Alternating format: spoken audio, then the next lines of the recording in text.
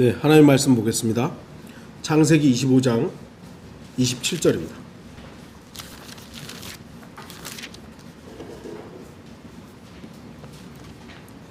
창세기 25장 27절입니다.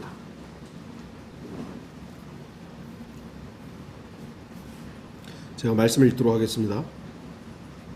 그 아이들이 자라니 에서는 솜씨 좋은 사냥꾼이며 들 사람이었고 야곱은 평범한 사람이라 장막에 거하더라. 오늘 말씀의 제목은 평범한 그리스도인의 생활입니다. 오늘 평범하다, 평범한 사람이라, 이 둘은 에서와 야곱은 우리가 알다시피 쌍둥이죠. 쌍둥이임에도 불구하고 전혀 다른 모습을 보입니다. 쌍둥이는 얼굴뿐만 아니라 성격이나 행동도 비슷합니다. 저도 초등학교부터 중학교까지 쌍둥이 친구가 있었습니다. 처음에는 못 알아봤는데 좀 이제 오랫동안 하다 보니까 그 둘의 차이가 조금 보이더라고요. 근데 처음 보는 사람들은 누군지 구분을 못하죠. 약간 다른 점도 있었습니다만 대부분 비슷했습니다. 심지어는 음성도 비슷하고, 물론 이란성 쌍둥이는 성별도 외모도 전혀 다른 경우가 있습니다만 일란성 쌍둥이는 거의 같습니다. 오늘 본문의 주인공들은 전혀 다른 쌍둥이의 모습을 보여줍니다. 아마도 이란성 쌍둥이였던 것 같습니다. 에서는 태어나면서부터 붉고 전신이 털옷 같았다고 기록되어 있습니다. 반면 야곱은 매끈한 사람이었다고 합니다. 에서에 비해 특별한 것이 없는 야곱이었죠. 그러나 야곱도 결코 평범하다고 말하기엔 이상한 부분도 있었습니다. 야곱은 태어나면서 형 에서의 발꿈치를 붙잡고 태어납니다. 아기가 태어날 때 머리가 먼저 나오는 게 정상이잖아요. 그게 정상입니다. 그런데 아기가 나오는데 팔부터 나오는 거예요. 이러고 나온 거 아니에요. 얼마나 놀랬겠습니까? 보통은 아닌 겁니다. 이들은 분명 출생부터 남다른 면이 있었습니다. 이들 쌍둥이가 이렇게 특별한 출생을 했다면 둘 다 특별한 성장을 했어야 하지만 쌍둥이의 성장은 전혀 달랐습니다.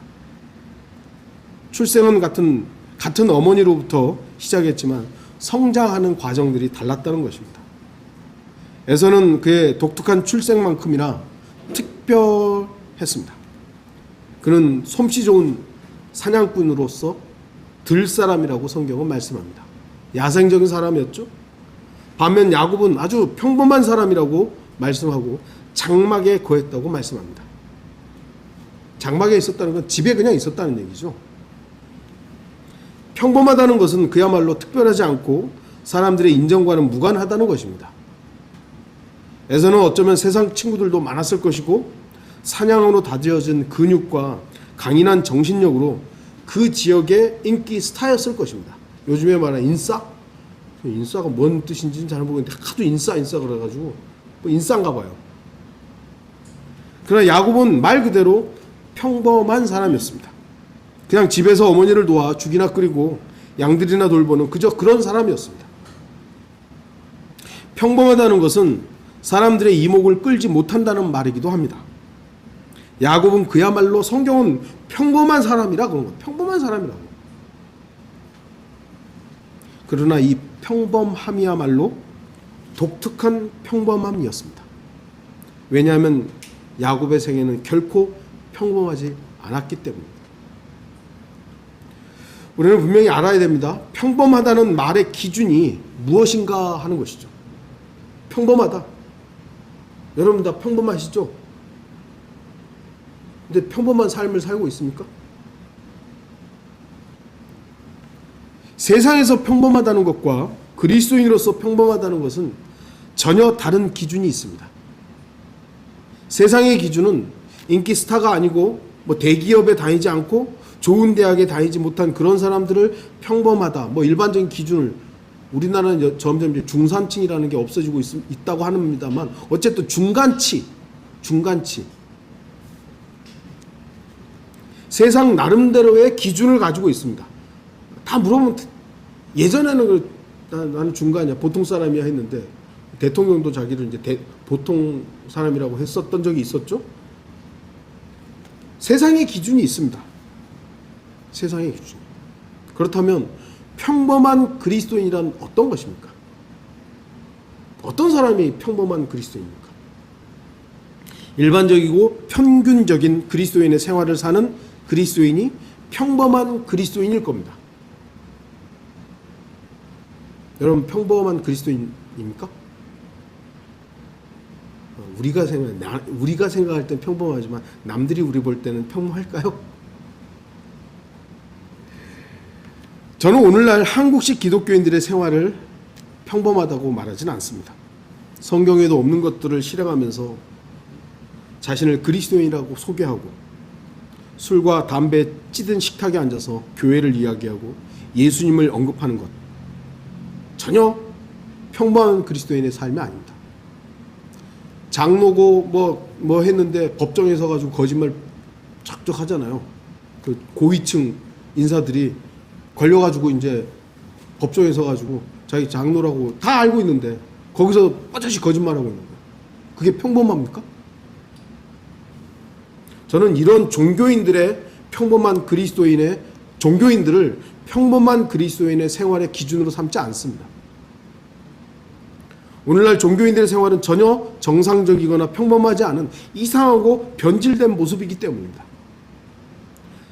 한국식 기독교는 그리스도인의 기준이 아니에요. 한국식 기독교인들은 이미 로마 카톨릭이 변질되었던 그 종교 개혁의 이전 시대의 사람들과 유사한 형태로 지금 한국식 기독교가 펼쳐지고 있어요.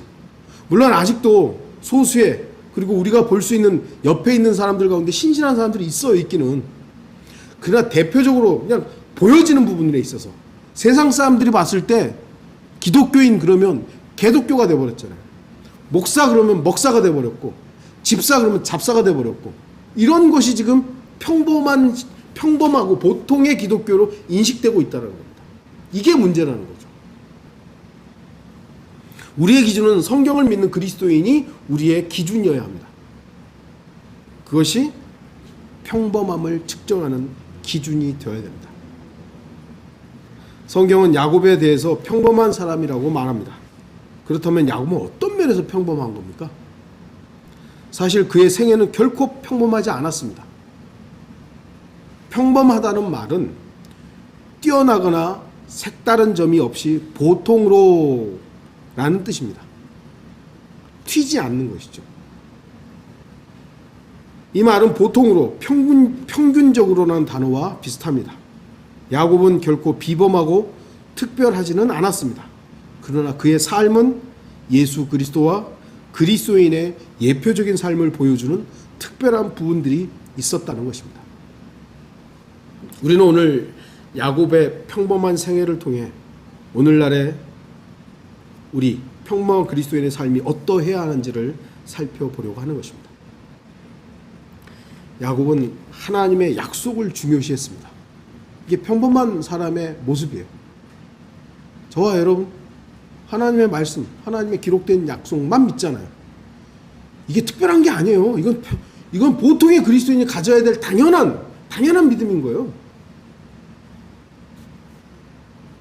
이제 바로 아래부터 쭉 나오는 내용들 있죠. 26절부터 34절에 쭉 나오는 것. 에서는 자신의 육신의 유익을 위해서 하나님의 약속을 경시했습니다. 장자권? 뭐 그렇게 중요해? 근데 배가 더 우선이지. 반면 야곱은 하나님의 약속을 중요시했습니다. 하나님께서 주신 약속 안에서 그 질서를 중요시하는 것은 평범한 그리스도인의 모습입니다. 그게 특별한 게 아니에요. 하나님의 말씀을 믿는 것, 뭐 그게 특별한 겁니까? 그건 당연한 거예요. 하나님의 말씀을 안 믿는다고 하는 기독교인이 이상한 거죠. 평범한 가정을 이루어 사는 사람들은 그 가정의 질서를 알고 있습니다. 아버지의 위치, 어머니의 위치, 자녀들의 위치, 그걸 알고 있는 것이죠. 또한 평범한 시민들은 국가의 질서를 알고 있습니다. 그래서 공권력이라는 것이 무엇인지 아는 것이죠. 그래서 그 질서 앞에 순종할 줄 아는 겁니다. 가정의 질서를 깨고 국가의 질서를 깨는 행위는 결코 평범한 사람들이 하는 짓이 아닙니다. 그리스도인은 하나님을 섬기는 것에 대해서 대적하지 않는 이상은 그 정권이 어떻든 내 마음에 맞든 안 맞든지 간에 법적인 부분에 있어서는, 법으로 제정되어 있는 부분에 있어서는 순종해야 돼요. 그 법이 잘못됐다라고 생각한다면 그 법을 고치기 위해서 다른 투표를 하든지 아니면 어떤 다른 뭐랄까 그런 것을 통해서 법을 이렇게 제정하는 것이지, 법 자체가 제정되어 있는데 그거를 깨부시고 그건 아니다라고 하는 것은 그리스도인의 평범한 모습은 아닙니다. 평범한 그리스도인들은 교회의 질서를 알고 있습니다. 하나님께서 주신 영적 권위에 대해서, 형제의 권위와 자매의 위치에 대해서 알고 있는 것이죠. 그걸 인정하는 겁니다. 목자의 위치와 성도로서의 위치를 권위의 위치에서 받아들이는 것입니다. 하나님의 질서를 대적하고 경시 여기는 것은 에서의 행위입니다. 에서는 물론 특별한 사람이었지만 하나님의 질서와 약속을 경시함으로 인해서 하나님으로부터 버림받게 되는 겁니다. 세상 사람들이 봤을 때는 사냥꾼이고 들사람이었기 때문에 얼마나 출중했겠습니까? 그래서 세상으로부터는 저 특별한 슈퍼맨 그랬을지 모르지만 하나님으로부터는 멀어진 것입니다. 에서는 하나님께서 주신 약속이자 질서인 장자권에 대해서 무시했던 사람입니다. 단지 자신의 배고픔을 채우기 위해 하나님께서 정하신 질서를 무시해도 된다고 생각했던 것입니다. 육신이 먼저였던 것이죠. 하나님의 약속보다. 평범한 그리스도인들은 하나님의 약속을 절대로 무시하지 않습니다. 온전히 신뢰합니다. 교회사를 보세요. 우리가 볼 때는 순교자들, 특별한 사람처럼 보이지만 그 사람들이 팔 잘리면 팔이 하나 쑥 더 나오고 그런 특별한 사람들이 아니었죠. 팔이 잘리면 잘리는 사람들이었어요. 목이 잘리면 목이 잘리고 술 막히면 우리하고 똑같은 사람들이었어요. 그들은 하나님의 약속을 그냥 믿었던 사람들이에요. 그게 평범한 그리스도인의 모습이었어요. 세상이 볼 때는 저 이상한 광신자들이죠. 여기 있는 저와 여러분들 하나님의 말씀만 믿어요. 이게 특별한 겁니까? 여러분들이 지금 특별한 믿음을 가지고 있어요? 아니에요. 우리는 우리가 가져야 될 당연한 자세인 거예요. 하나님의 말씀을 믿는 그리스도인은 이게 평범한 거예요. 하나님의 말씀은 영감으로 기록되었고 그 말씀이 섭리로 보존되어서 지금 내가 보고 있는 이 성경이 하나님의 말씀으로서의 권위를 갖고 있는 그 말씀을 믿고 있는 거예요. 이게 특별한 믿음입니까? 특별하지 않아요.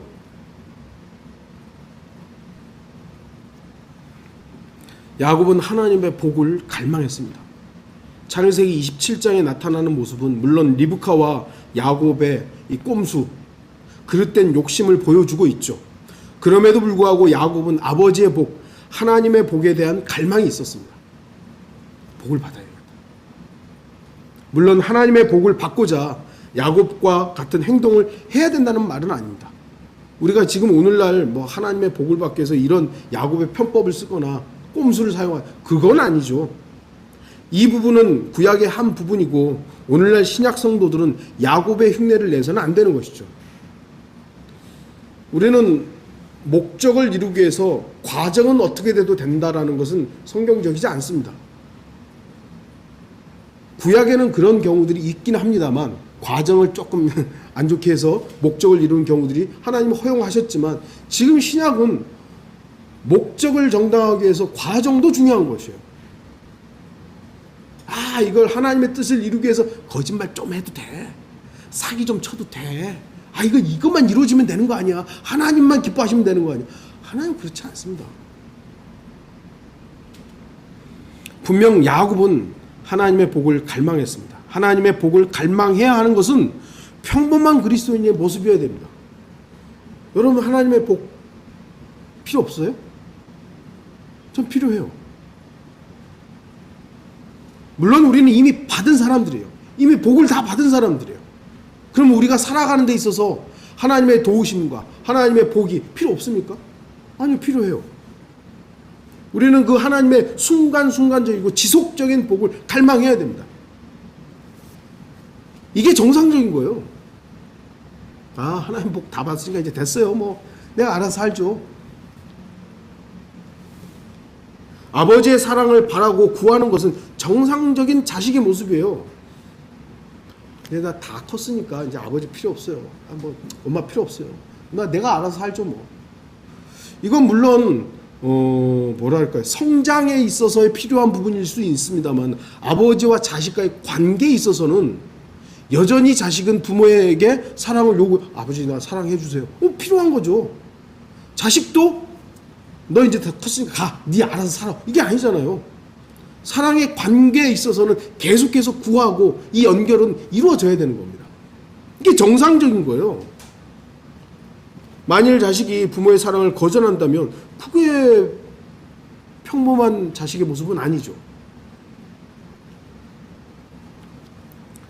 평범한 그리스도인은 아버지 하나님의 복을 갈망해야 합니다. 예수 그리스도와 함께하는 그 삶을 계속 구해야 됩니다. 주님, 제 안에 계신 주님, 내가 주님 안에 있어서 이 관계에 있어서는 주님과 계속 이어지길 바랍니다. 세상의 복이 아니라 아버지 하나님의 복을 말하는 것입니다. 이것은 다가올 세상뿐만 아니라 현재의 생활에서도 주 하나님의 복을 바라야 한다는 겁니다. 주님, 저에게 복 주십시오. 복 주십시오. 그게 세상적인 관점으로 말고 말이야. 아버지, 저 이제 돈 좀 많이 벌게 해주세요. 그런 어떤, 물론 필요하다면 우리 구해야죠. 하나님, 저희 돈 필요하니까 좀 주십시오. 일해서 더 많이 벌게 해주십시오. 사업에 필요한 만큼 이제 성공하게 해주십시오. 그 필요 여러분 안 해도 되는 건 아니에요. 하세요. 근데 그 목적이 어떠냐 이것이죠. 주님을 더 누리기 위해서, 주님과 더 관계를 맺기 위해서 이 필요들을 주님 앞에 구하는 것과 목적이 돈이거나 성공이라면 그건 좀 다른 것이죠. 저는 그런 기도를 하라는 게 아니에요. 그런 복을 구하라는 게 아닙니다. 지금 현재도 주님의 복이 없으면 우리는 살 수 있는 기반이 없습니다. 평범한 그리스도인은 오직 주님으로부터 오는 복을 바라며 살아가야 하는 거예요. 평범한 야곱은 주님의 복만 바라보고 살았어요. 좀 편법을 사용하긴 했습니다만 그걸 얻기 위해서 부단히 노력했던 것이죠. 야곱은 하나님을 위해 살고자 했습니다.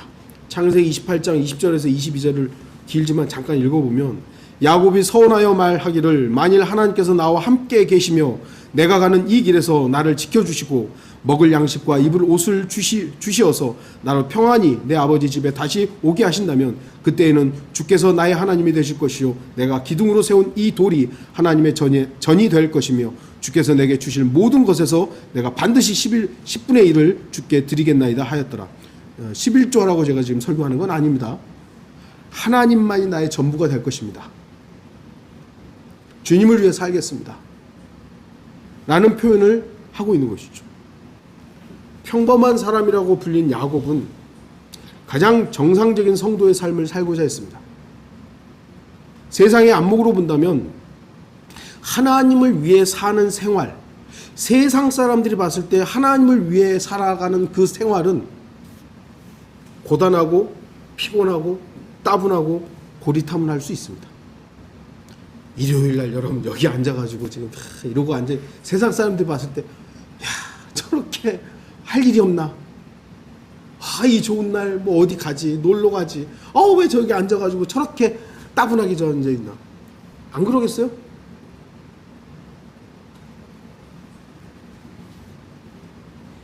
야곱은 평범한 믿음을 가진 성도로서 어떻게 사는 것이 성도로서의 평범한 삶인지를 알았던 것입니다. 주님이 나를 채워주시면 내가 주님을 위해 살겠습니다. 주님만이 나의 하나님이 되십니다. 하나님을 위해 살고자 하는 삶이 잘못된 겁니까? 그게 정상 아닙니까? 그리스도인에게 있어서 하나님을 위해 살겠다고요. 나를 위해 사는 삶이 아닌 주님을 위한 삶을 살겠다라고 말하는 것이 그게 특별한 겁니까? 그게 평범한 거 아닐까요? 그게 정상적인 것 아닐까요? 성도가 하나님을 위해 살고자 하는 것은 지극히 정상적이고 평범한 겁니다. 평범한 거예요. 오히려 하나님 위해 살지 않고 나를 위해 살겠어. 이게 비정상적인 거죠. 그리스도인이라고 자신을 말하고 소개하고 있으면서 자기만을 위해 산다? 그건 결코 평범한 게 아닙니다. 평범한 그리스도인은 주님을 위해 사는 사람입니다. 야곱은 또한 기도하는 사람이었습니다. 창세기 32장 24절에서 29절 여러분 잘 알고 있는 천사와 씨름하는 부분이 있죠. 야곱은 하나님께 간구했고 그 간구를 하나님께서 응답해 주실 때까지 그의 간구를 멈추지 않았습니다. 그래서 하나님과 겨루어 이긴 이스라엘이 됐던 것이죠. 물론 우리의 기도가 은사주의자들처럼 되어서는 안 됩니다. 주실 때까지 내가 기도하겠다고. 그러나 우리의 기도가 지속적이고 간절해야 함은 두말할 필요가 없는 겁니다. 주님 주시려면 주시고 말라면 마십시오. 그건 우리의 자세가 아닙니다. 필요하면 주님께 구해야 되고 그 구함을 주님 앞에 정말 이것이 내 육신의 어떤 욕심으로 인해서 막 구한다면 그게 우리의 모습이기도 합니다만 좀 조심해야 되지만 이거 정말 주님의 필요에 의해서 주님께서 원하시는 부분에 합당하다면 끝까지 구해야죠. 평범한 그리스도인은 기도의 생활을 합니다. 희한하게 기도책은 되게 많더라고요. 왜 그렇게 많을까를 생각해 봤어요. 기독교 서점 가보면 기도에 관한 책들이 굉장히 많아요. 왜 그렇게 많을까? 기도 안 한다는 얘기죠. 기도를 하면 그런 책이 나와야 할 이유가 없잖아요. 안 한다는 얘기예요. 정상적인 기도 생활이 안 된다는 얘기예요. 그러니까 기도의 방법이라든지 기도 어쩌고 저쩌고 많아요. 이런 이야기도 안 하기 때문입니다. 여러분 기도하세요? 제가 항상 말씀드리지만 기도라는 것을 특별히 무릎 꿇고 막 기도하고 이렇게 시간을 내서 그걸 기도로 여러분 한정 짓지 마세요. 저는 그냥 언제나 기도해요. 운전할 때 기도하고 밥 먹을 때 기도하고 밥 다 먹었으면은 운전 또 하다가도 기도하고 그냥 아무 때나 해요. 아무 때나. 시간 정해놓지 않았어요. 그게 기도 아닌가요?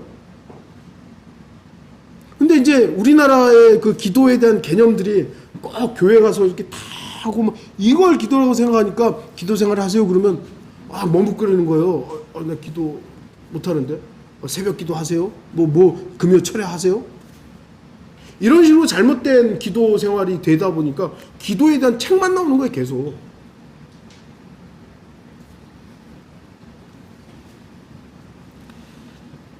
그야말로 평범한 신앙생활은 믿음의 생활은 기도하는 겁니다. 여러분들 그냥 아무 때나 기도하세요. 아무 때나. 특이하고 이상한 그리스도인은 기도하지 않습니다. 기도 안 하는 게 특이한 거예요.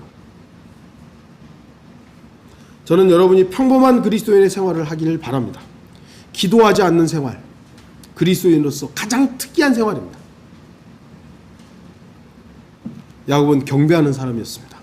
창세기 35장 1절에서 3절 하나님께서 야곱에게 말씀하시기를 일어나 베들로 올라가서 거기에 거하며 거기에서 내가 내 형 에서의 얼굴을 피하여 도주하던 때에 너에게 나타났던 하나님께 제단을 쌓으라 하시더라.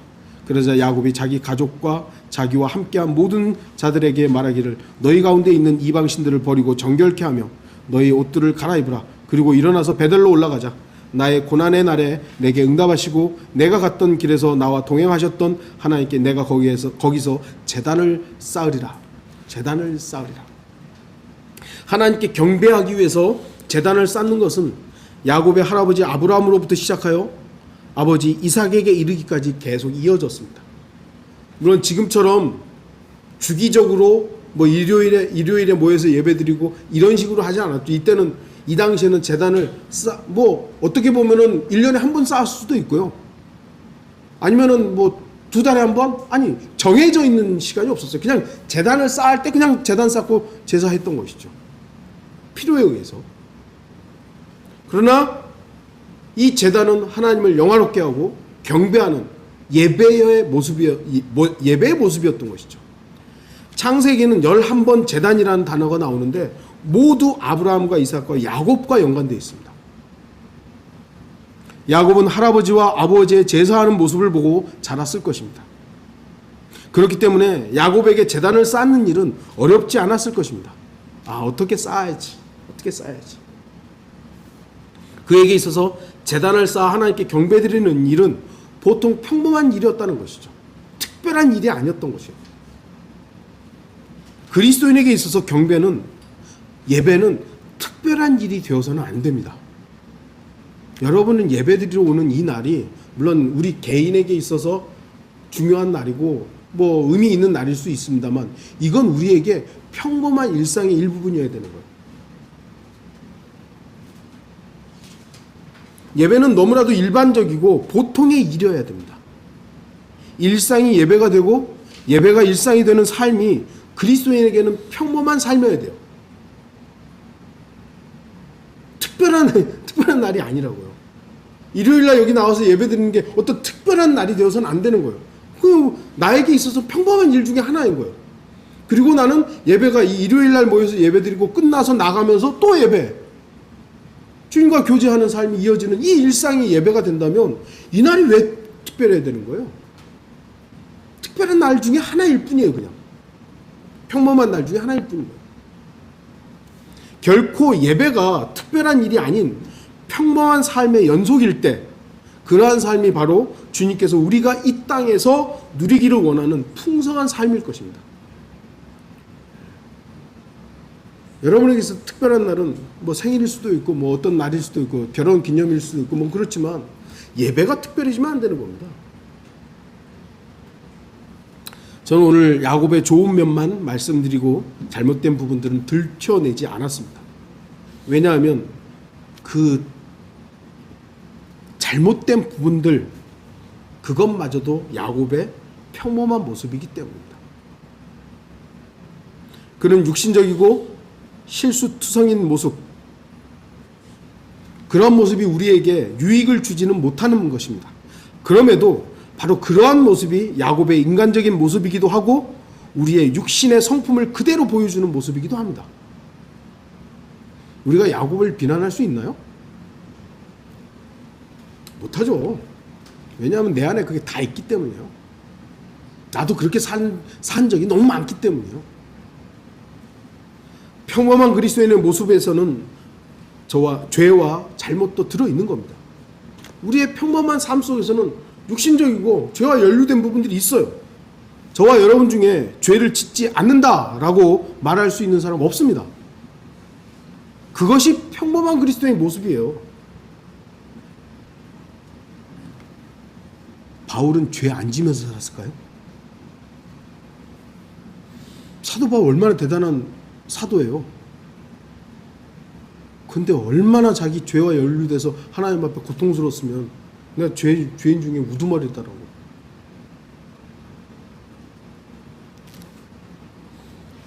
야곱은 평범한 사람이었습니다. 그리고 그 역시 주님 앞에서 부족하고 어리석었습니다. 그러나 야곱은 끝까지 하나님을 신뢰함으로 인해서 그의 잘못을 하나님께서 감춰주셨던 것이에요. 다 드러나서 까발릴 수 있는 것들을 하나님께서는 다 덮어주셨던 것이죠. 여러분은 수많은 성경의 인물들에 대해서 읽을 때 이런 부분에 대해서도 생각해 봐야 됩니다. 물론 하나님께서는 어떤 사람들의 죄나 잘못들을 들추어낸 부분들도 있죠. 다윗도 그렇고 야곱도 마찬가지고 막 들춰내서 이런 잘못들을 했다. 아브라함도 그렇고 막 있죠. 그러나 하나님께서는 그들의 모든 죄나 잘못들을 다 까발리지 않았어요. 일부분만 나온 것이죠. 일부분만. 우리에게 어떻게 보면 교훈이 될 만한 부분들만 하나님께서 보여주신 것이지 그들의 생애 속에서 잘못됐던 모든 것들을 일일이 까발리지 않았던 겁니다. 하나님께서 저와 여러분들의 죄와 잘못들을 까발린다면 저는 여기 지금 창피해서 여기 못 서 있어요. 못 서 있어요. 하나님께서는 그들의 믿음과 하나님을 신뢰함으로 인해서 감춰지신 것들이 훨씬 더 많은 겁니다. 그들의 평범한 믿음은 드러내야 할 모든 죄와 허물들이 하나님에 의해서 감추어지도록 한 것입니다. 우리는 분명히 성경을 통해 야곱의 육신적인 부분들을 봅니다. 그럼에도 불구하고 하나님께서는 히브리서 11장에 믿음의 선조들을 나열하면서 야곱을 언급합니다. 비록 그는 평범한 성도였지만 그의 평범한 믿음이 하나님을 기쁘시게 했고 그의 허물들이 하나님의 은혜로 인해서 감추어질 수 있었던 것입니다. 우리의 이 평범한 믿음을 하나님께서 기뻐하시는 거예요. 우리가 뭐 특별한 믿음 가지고 있는 거 아니잖아요. 우리는 그냥 보통의 성도들이 지금까지 살아왔던 수많은 성경을 기록된 그대로 믿었던 그들의 믿음 우리 가지고 있어요. 우리는 육신적인 부분이 너무나 많습니다. 하나님께서 우리의 이 육신적인 부분들을 다 까발려 버린다면 우리는 여기 지금 단 한 사람도 여기 있을 수 없을 거예요. 근데 하나님께서는 우리의 그 믿음을 기쁨으로 여기시고 다 덮어주고 계시는 거죠. 은혜죠, 그게. 만약 하나님께서 저와 여러분들의 모든 죄와 육신의 성향들과 육신의 열매들을 모두 다 기억하고 그것을 까발린다면 얼마나 끔찍하겠습니까? 하나님께서는 물론 다 아시지만 그것들을 들추어내지 않습니다. 왜냐하면 주 예수 그리스도의 보혈이 덮어버렸기 때문이죠. 아니, 제거했기 때문입니다. 또한 우리에게는 기록된 하나님의 말씀을 믿는 평범한 믿음이 있기 때문이에요. 만약에 제가 하나님의 말씀을 믿지 않는다면요, 저는 창피해서 여기 있을 수가 없어요. 왜냐하면 요한일서 1장 9절 우리가 우리 죄들을 자백하면 그는 신실하시고 의로우셔서 우리 죄들을 용서하시며 모든 불의에서 우리를 깨끗하게 하시느니라. 저는 이 말씀 믿어요. 그래서 저는 뻔뻔스럽게 여기서 지금 설교하는 거예요. 하나님께서 나를 깨끗하게 해주신다는 믿음이 없으면 저는 여기 설 수 없어요. 이 말씀을 믿는 것은 특별한 믿음이 아닙니다. 아주 평범한 믿음만 있으면 돼요. 세상 사람들이 말하는 평범함이란 무엇입니까? 특별하지 않고 보통 사람들의 모습일 것입니다. 튀지 않고 일반적인 사람들이 사는 모습. 그렇다면 세상은 평범한 그리스도인들을 어떻게 생각하겠습니까? 세상이 바라보는 평범한 기독교인. 일요일에는 성경 들고 교회 가고 교회에서 나오면서는 다른 세상 사람들처럼 자기가 하고 싶은 일을 다 하는 사람, 또는 종교만 기독교인일 뿐 행동은 일반 사람보다 더 지독한 사람들, 그런 사람들을 이제는 보통의 기독교인이라고 말을 해요. 제가 자주 언급합니다만 어린이집 원장들은 대다수가 권사님들이잖아요. 근데 그분들이 그렇게 돈에 집착을 하고 이런 것 얼마나 많이 듣는데요. 제 여동생도 저기 어린이집 다니고 우리 자매님도 그렇고 우리 이제 앞으로 다닐 자매도 있고 들어보면 왜 그렇게 욕심들이 많은지 모르겠어요. 다 권사님들이에요. 다는 아니지만 어쨌든 대부분이. 근데 그게 이제는 보통이 돼버린 거예요.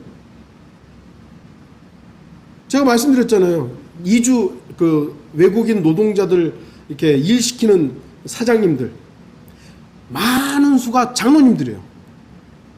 많은 수가. 물론 잘하시는 분들도 있고 정말 이렇게 인격적으로 대하시는 분들도 많고 그렇지만 얘기 들어보면 정말 돈 떼어먹고 사람 취급 안 하고 막 때리고 이런 사람들 들어보면 교회 가서는 아멘 주여 11조 내고 막 이런 사람들이에요. 그게 이제는 세상 사람들이 생각하는 보통의 기독교인이 되어버린 거예요. 아, 기독교인 저렇다고. 아유, 기독교인.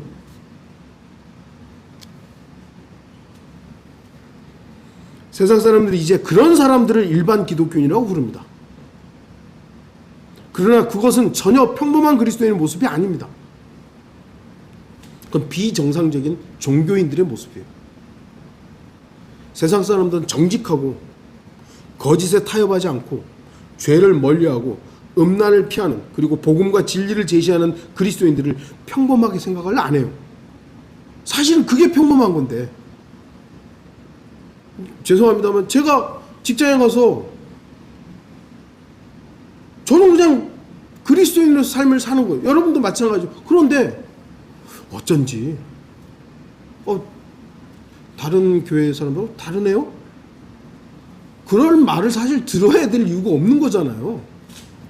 그런데 그 말을 듣는다라는 것은 결국은 일반적으로 지금 대부분의 한국의 기독교인들이 엉망으로 산다는 거예요. 죄에 타협하고 정직하지 못하고 음란하고 복음도 안 전하고, 어떻게 보면 저와 여러분 같은 사람들을 특별하고 이상하고 더 나아가는 광신자고 이단 취급하는 것이죠. 저는 평범하게 살 뿐이에요. 여러분들도 여러분의 직장에서, 여러분의 가정에서, 여러분이 있는 곳에서 정상적인 그리스도인의 삶을 사세요. 그냥 정직해야 되죠. 이 맡겨진 일에 최선을 다해야 되죠. 죄에 대해서는 타협하면 안 되는 것이죠. 음탕함에 대해서 같이 어울려서는 안 되는 것이죠.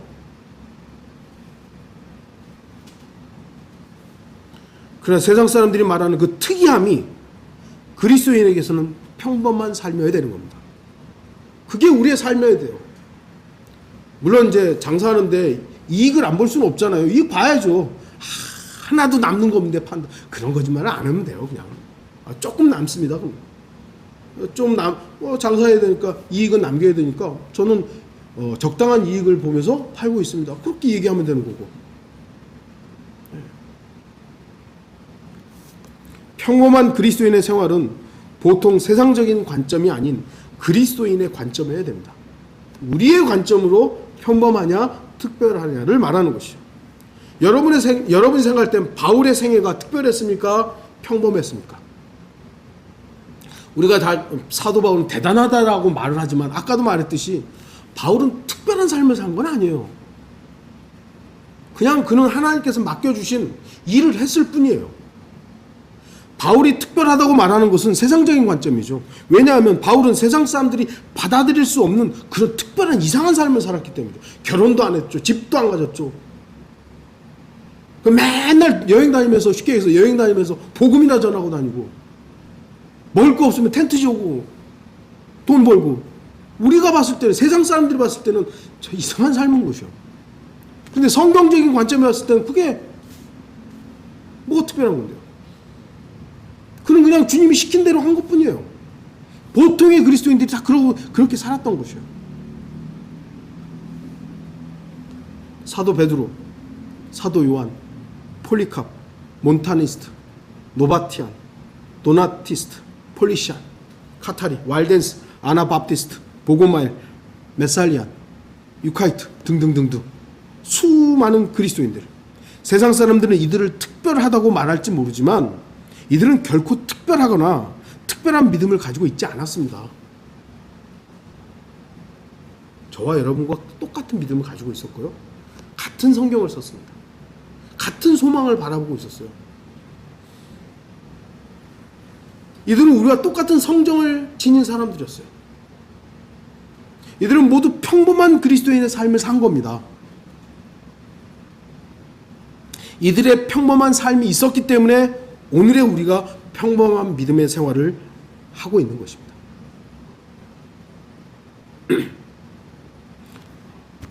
물론 폴리캅이 화형을 당한 건 평범하진 않죠. 특별하죠. 그러나 그의 믿음은 특별한 믿음이 아니에요. 똑같은 거예요. 저와 우리가 이 믿음을 소중히 여긴다면, 혹시, 이건 뭐 가정입니다만, 혹시 죽음의 위협이 와도 폴리캅처럼 순교할 수 있는 거예요. 같은 믿음이니까. 근데 이 믿음을 내가 포기한다면 안 죽을 수 있겠죠. 그러나 이건 평범한 믿음이 아니에요. 믿음을 저버린 것이죠. 만약 우리가 우리 믿음의 선조들처럼 평범한 그리스도인의 생활을 살지 않는다면 우리의 뒤를 이을 평범한 그리스도인은 없을지도 모릅니다. 왜냐하면 우리는 평범한 믿음을 가지고 있는 평범한 그리스도인들이기 때문이에요. 우리의 믿음에서 이 지금 평범한 믿음에서 딱 중단이 된다면 이제는 무슨 믿음이 필요할까요? 특별한 믿음이 필요한 건 아니잖아요, 사실은. 하나님의 말씀을 믿는 게 뭐 특별한 믿음입니까? 하나님의 복을 추구하며 살아가는 것이 뭐 특별한 겁니까?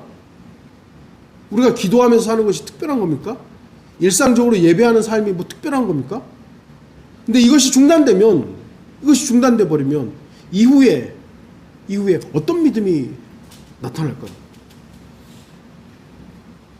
우리는 지금 특별하고 독특한 또는 다른 그리스도인들이 갖지 않은 대단한 믿음을 가지고 있지 않습니다. 아주 정상적이고 초대교회 성도들도 가지고 있던 그런 평범한 믿음을 가지고 평범한 그리스도인의 삶을 살아가고 있습니다. 그래서 자랑할 게 없어요. 우리는 바른 말씀을 가졌고 바른 교리를 가졌고 우리는 거리에 설교하고 우리는 뭘 하고 그건 어떤 의미에서는요, 보통의 그리스도인들이 하는 일이에요. 원래 하는 거예요. 방법이 좀 다르고 어떤 것들이 좀 다를 수 있지만 내가 뭘 하고 있다 그걸로 자랑할 게 아무것도 없는 겁니다. 그리스도인은 오직 주만 자랑하시면 돼요.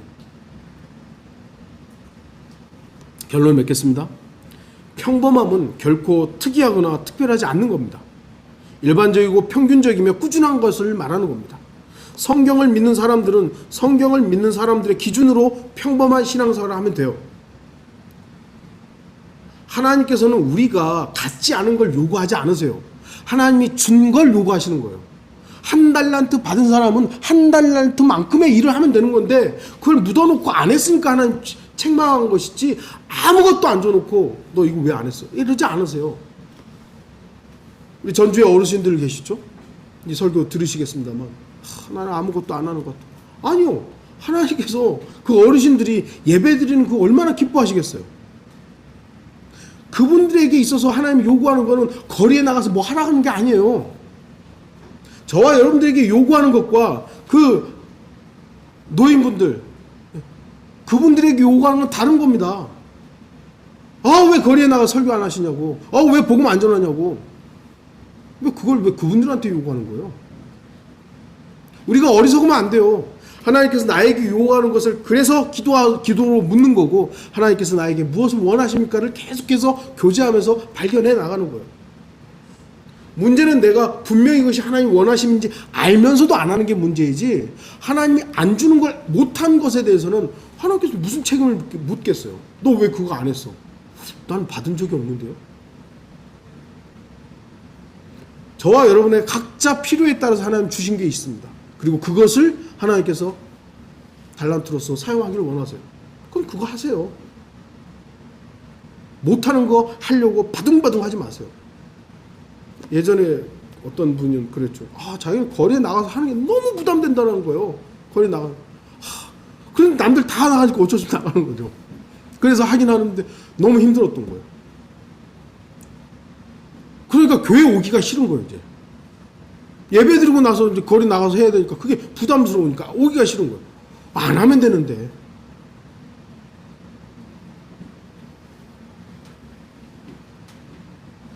하나님의 말씀의 기준에 내 기준을 거기다가 끼워 넣으면 안 돼요. 그건 평범한 거 아닙니다. 평범한 그리스도인의 생활은 하나님께서 주신 약속을 지키는 겁니다. 사수하는 것이요.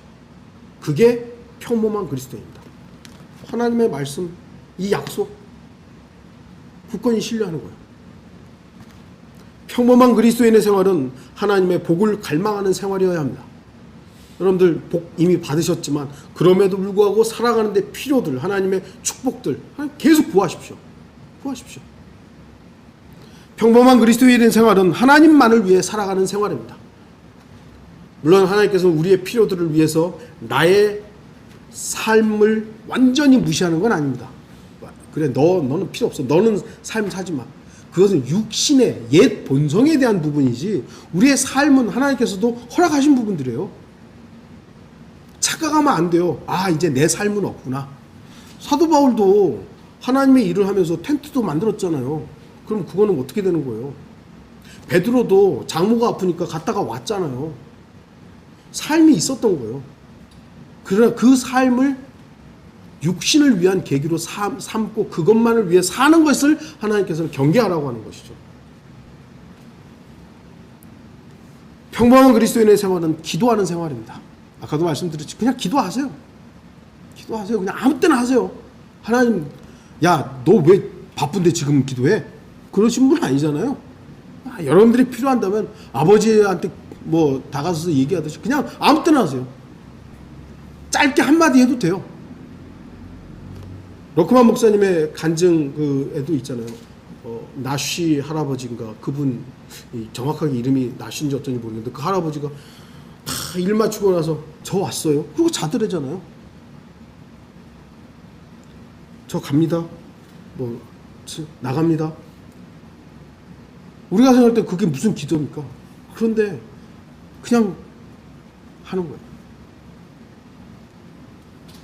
저와 여러분은 특별한 믿음을 가진 사람들이 아닙니다. 그렇기 때문에 지극히 정상적이고 평범한 믿음을 근거로 평범한 그리스도인의 신앙생활을 해야 합니다. 세상은 평범한 것을 바라지 않고 특별한 사람, 뛰어난 에서와 같은 사냥꾼을 원합니다. 하지만 예수 그리스도께서는 하나님의 장막에 거하는 순종하는 평범한 그리스도인을 원하십니다. 저는 우리 베델 교회 성도들이 세상에서 특별한 어떤 스타가 되는 것보다 순종하는 평범한 믿음을 가진 평범한 성도들이 되기를 바랍니다. 그것이 우리의 평범한 신앙생활이기를 바라는 것입니다. 다 같이 기도하시겠습니다.